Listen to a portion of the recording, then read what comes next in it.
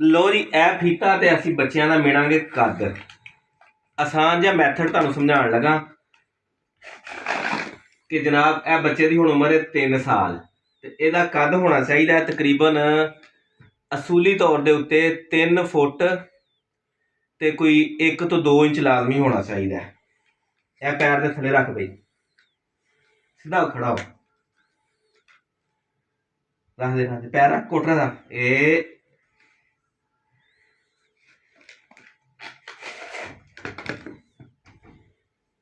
ਲਓ ਜੀ, ਇਹ ਹੋ ਗਿਆ ਜਨਾਬ 3 ਫੁੱਟ ਤੇ ਤਕਰੀਬਨ 4 ਇੰਚ।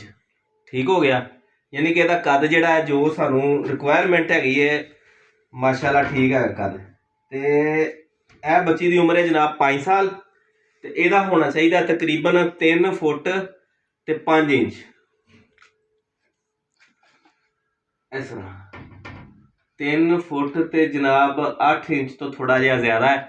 ਇਹਦਾ ਮਤਲਬ ਕਿ ਇਹਦਾ ਵੀ ਕੱਦ ਠੀਕ ਹੈ।